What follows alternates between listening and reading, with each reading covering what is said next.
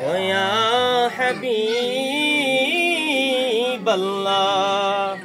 নবীজি মরণে থাকিব একা কবরে থাকিব একা হাসরে উঠিব একা পাই যেন আপনার দেখা। অনুষ্ঠানে গিয়েছিলাম, সেখানের মধ্যে আমরা প্রায় 100% লোকের মধ্যে 99% লোক দাঁড়িয়ে গেছি, কিন্তু কিছু আমার ভাইয়েরা আছে তারা বসেছিল, আমাদের মালুম ভাই ছিল, কামাল ভাই ছিল, বসে আমরা দাঁড়িয়ে গেছি, তারা বসেছিল। উনি এখানে বলতে চাইছিল তাদের কিছু কিবলার কারণে আমরা বলতে দেই, আপনারা অনেকে জানেন, কিন্তু এই বিষয়টা আপনি লক্ষ্য করলে বুঝতে পারবেন যে আমরা দাঁড়াইছি, তারা দাঁড়ায় নাই, তারা কারা? তারা কি কোরআন হাদিস অনুসরণ করে না ব্যক্তি অনুসরণ করে? কি অনুসরণ করে? যদি কোরআন হাদিস অনুসরণ করতো, ওয়াসি ভাই যে আপনি যিনি কোরআন ছেলেটা ওয়াসি ভাই নিয়ে জিজ্ঞেস করলো যে আপনারা হুজুর কেন এটা করলেন, বসেছিলেন কেন, কোরআন এবং হাদিসে দলিল আছে? তখন তারা বলেন ভাই এটা আমাদের এরিয়াতে হয় যে আপনারা বসেছেন। বলুন না নাউজুবিল্লাহ। আরে ভাই আপনার জন্য কি এরিয়া দলিল না কোরআন হাদিস দলিল? এরিয়াতে যা হয় তা হোক, সেটা আমার দেখার বিষয় না। আপনি আমেরিকাতে যাবেন দেখে কি আপনি মুসলমানকে খ্রিস্টান হয়ে যাবেন? আমেরিকা তো এরিয়া খ্রিস্টান এরিয়া, এজন্য কি আপনি আমেরিকা যায় খ্রিস্টান হয়ে যাবেন? আপনি ইসরায়েলে গিয়ে কি ইহুদি হয়ে যাবেন? কারণ সেটা ইহুদি রাষ্ট্র। এটা কোনো দলিল হলো যে আমাদের এরিয়াতে এভাবে বসে এই জন্য আমরা বসে?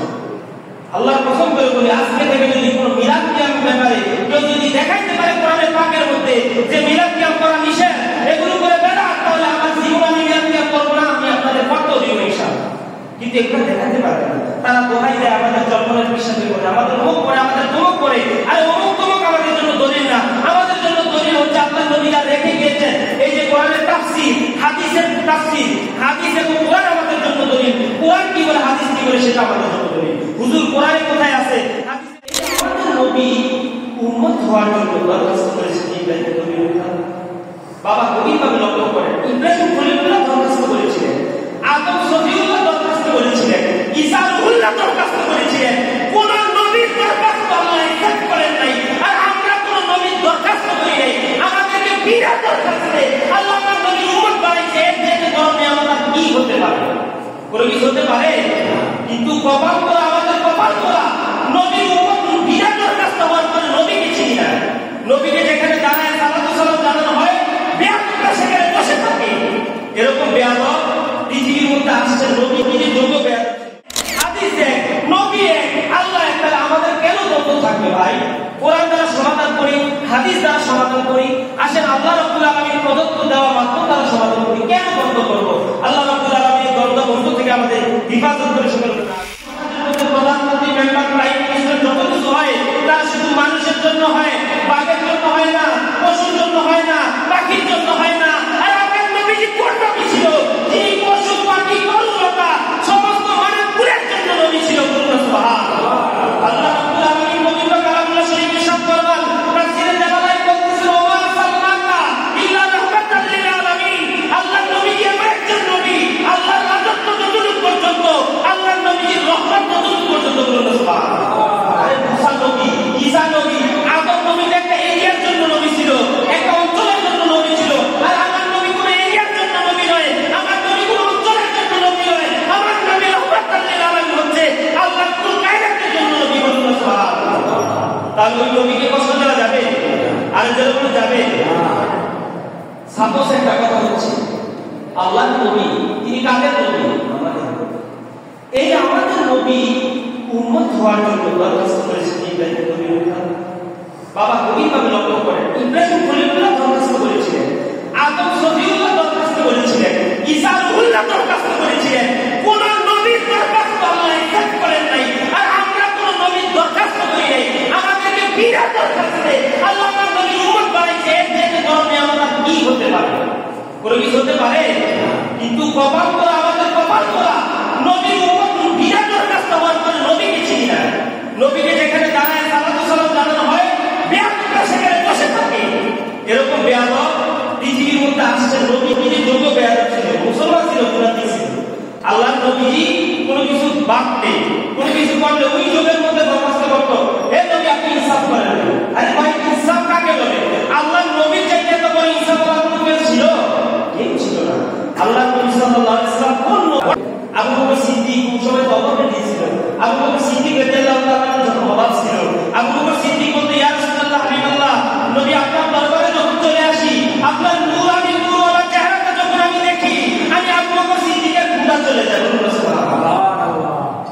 যেই কথাটি বলতেছিলাম, আপনারা কি কোনো মানুষের অঙ্গ অনুসরণ করেন? আমার কথা জবাব দিন। আমরা কি কোনো মানুষের অঙ্গ অনুসরণ করি, নাকি আমরা কোরআন এবং হাদিসের অনুসরণ করি? কোরআন হাদিসের। পৃথিবীর যত বড় লোক হোক না কেন, আমরা কি পীরের অনুসরণ করবো না কোরআন হাদিসের অনুসরণ করবো? কোরআন হাদিসের অনুসরণ। আল্লাহ রাব্বুল আলামিন নবীজি বলেন যে হে উম্মত, আমি চলে যাচ্ছি, তোমাদের মাঝে 5টা জিনিস রেখে যাচ্ছি। কয়টা জিনিস? 5টা জিনিস রেখে যাচ্ছি। তোমরা যদি কিয়ামত পর্যন্ত এই 5টা জিনিসের প্রতি অনুগত করো, আনুগত্য করো, তাহলে তোমরা নিশ্চয়ই হেদায়েতের পথে থাকবা, তোমরা হবে না। আল্লাহ নবী বলে গিয়েছেন, আপনারা লক্ষ্য করবেন। এখন আমরা কোনো মৌলবীর কথা শুনবো না, কারণ আল্লাহ নবী কোনো মৌলবীর কথা শুনতে না করেছেন, বলছেন কোরআন এবং হাদিস। এখন বলুন হুজুর, আমরা তো সাধারণ মানুষ। আমরা কি মানুষ? সাধারণ মানুষ। আমরা তো কোরআন হাদিস বুঝি না। আপনারা যা করেন আমরা তাই শুনি। একদল এভাবে বলে, আরেকদল এভাবে বলে।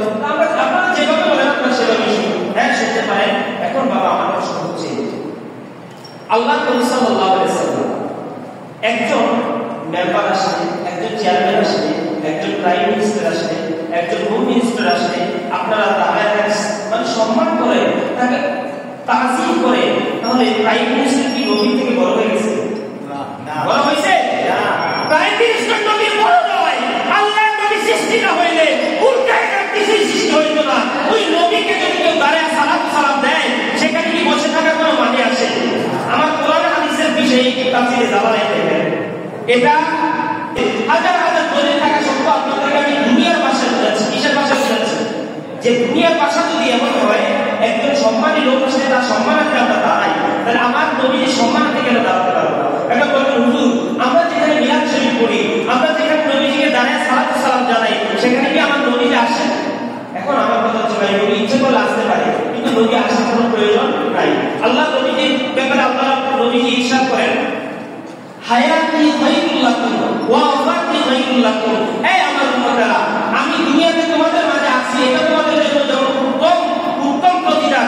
আমি ইন্তেকাল করব, আমি ওফাত হয়ে যাব, আমি রওজা শরীফের মধ্যে চলে যাব, এটা তোমাদের জন্য উত্তম এবং উত্তম প্রতিদান। বলুন সুবহানাল্লাহ। এখন বলেন হুজুর, ইয়া রাসূলুল্লাহ, ইয়া হাবিবাল্লাহ, নবীজি ও মায়া নবীরা রাহমাতুল লিল আলামিন, আপনি দুনিয়ার মাঝে আসছিলেন ইসলাম প্রচার করতে, আমাদেরকে শিক্ষা প্রদান করতে। আপনার কাছে আসতে আমাদের প্রশান্তি হয়েছে। নবীজি, আপনি দুনিয়াতে থাকাকালীন সবাই উপকৃত হতাম। এখন তো আপনি দুনিয়ার মাঝে নেই, রওজাতে চলে গেছেন, এখন কেমন উত্তম হইল? আল্লাহ নবীজি বলেন, ইন্নাল্লাহা ওয়া আলাইহি বিসাদাল আম্বিয়া, এই পৃথিবীর জমিনকে আমার নবীজির দেহ মোবারক পৃথিবীর জমিনের জন্য আল্লাহ হারাম করে দিয়েছেন। বলুন সুবহানাল্লাহ। আজকে একটা কবর যদি কবরের আলোচনা চলছিল, একটা মানুষকে 1 বছর কবর দেওয়ার পরে দ্বিতীয় বছর তার কবরের অস্তিত্ব থাকে না। আর আমার আল্লাহ বলেন, পৃথিবীর জমিনের জন্য আম্বিয়া কেরামের দেহ মোবারক খাওয়া জমিনের জন্য হারাম করে দেওয়া হয়েছে। আল্লাহ নবীজি যদি এখন আল্লাহর কসম করে যদি রওজা শরীফ থেকে নবীজি রওজা শরীফ খোলা হয়, এখন আমার নবীজি রওজা শরীফ তাকে নিঃসন্দেহে আল্লাহ নবীজি দেহ অক্ষত পাবেন, 100% মিলে। কেন? আল্লাহ কোরআনে বাক্যের মধ্যে বলেছেন। এখন নবীজি বলেন যে ইন্নাল্লাহা যাওয়ালিল আরদ ফারাআইতাকুম মাশারিকাল আরদ ওয়া মাগারিবাহা। মিশকাত শরীফের হাদিস আমাদের পড়া হয়েছে। এই মিশকাত শরীফের মধ্যে এই হাদিসটা রয়েছে, ইন্নাল্লাহা যাওয়ালিল আরদ, ইন্নাল্লাহা যাওয়ালিল আরদ, নিশ্চয় আল্লাহ রাব্বুল আলামিন মাশারিকাল আরদ ওয়া মাগারিবাহা, নিশ্চয় আল্লাহ রাব্বুল আলামিন নবীকে এমন ক্ষমতা দিয়েছেন, আল্লাহ নবীজি তার হাতের তালুর মধ্যে মাশারিকাল আরদ ওয়া মাগারিবাহা, পৃথিবীর পূর্ব থেকে পশ্চিম পর্যন্ত, মাশারিকাল পূর্ব থেকে ওয়া মাগারিবাহা পশ্চিম পর্যন্ত যত কিছু হয় আল্লাহ নবীর হাতের তালুর মধ্যে আল্লাহ নবী দেখতে পায়। আরে ভাই, কথা বুঝতে পারছেন? পৃথিবীর পূর্ব থেকে পশ্চিম পর্যন্ত যা কিছু হয়, আপনি গুনাহ করেন না সওয়াব করেন, আমল করেন না গুনাহ করেন, নবীজি সকল কিছু দেখেন। শুধু দেখেই শেষ করেন না। আল্লাহ নবীজি বলেন, এ আমার উম্মতরা, তোমরা যখন পৃথিবীর মধ্যে গুনাহ করো, তখন আমি নবীজি তোমাদের হয়ে ইস্তিগফার করি আল্লাহর দরবারে। আর তোমরা যখন আল্লাহ রাব্বুল আলামিনের জমিনে থাইকা ইবাদত করো, আমি খুশি হয়ে আল্লাহ তোমাদের বরকতের জন্য আমি দোয়া করি। বলুন সুবহানাল্লাহ। কথা কি বুঝতে পারছেন? আল্লাহ নবীজি রওজা শরীফে থাইকা আপনি যদি গুনাহ করেন, আমি যদি গুনাহ করি, সেই গুনাহগুলির ব্যাপারে আল্লাহ নবীজি সাক্ষী হয়ে যায়। সাক্ষী হওয়ার পরে আমাদের হয়া আমার নবীজি আল্লাহর কাছে তওবা করে, হে আল্লাহ, আপনি আমার উম্মতকে ক্ষমা করে দেন, আমার উম্মত গুনাহ করেছে। আর আপনি যদি আমল করেন, আপনি যদি ইবাদত করেন, আপনার হয়ে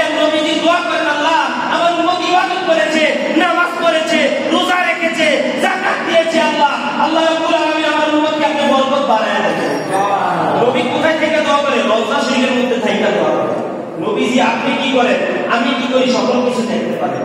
এটা কি নবীজি নিজে থেকে পারেন না আল্লাহ দিয়েছেন? আমি যদি বলেন আল্লাহ দিয়েছেন কি নবীজি দিয়েছেন? আল্লাহ নবীকে দিয়েছেন, এজন্য নবী দেখতে পারে।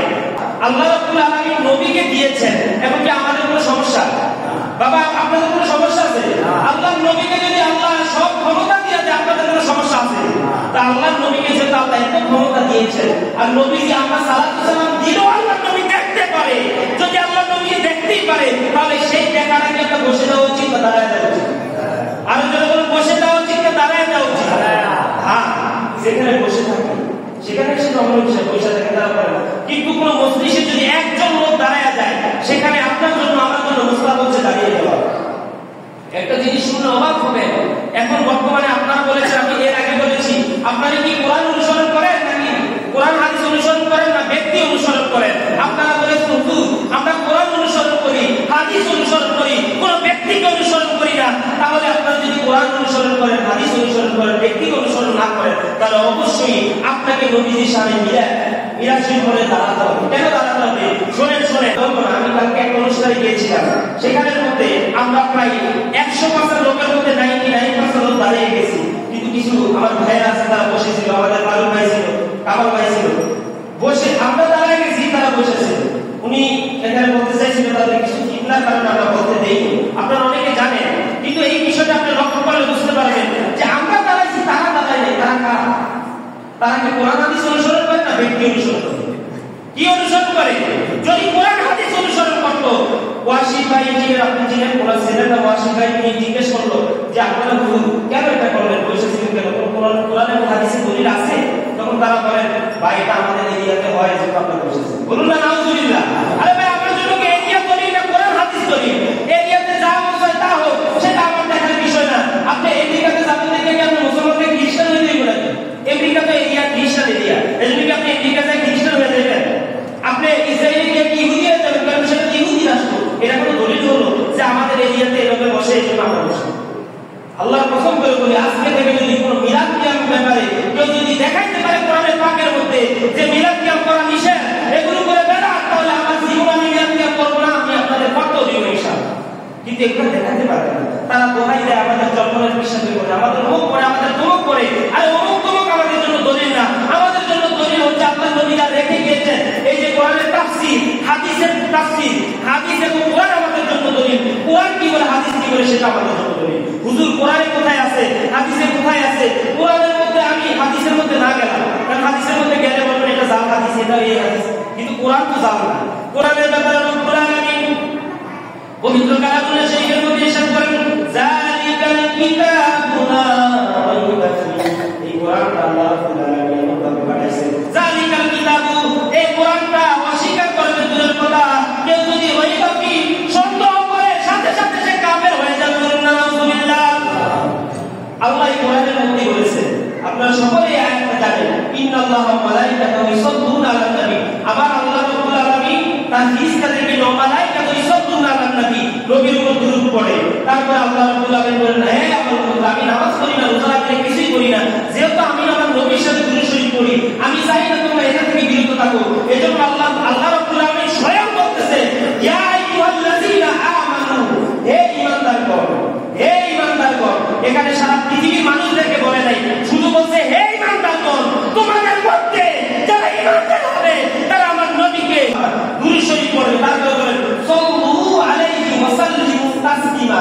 তোমরা শুধু দুরূদ শরীফ পড়বে না, ওয়া সাল্লিমু তাসলিমা, আমার নবীর উপর সালাত প্রদান করবে।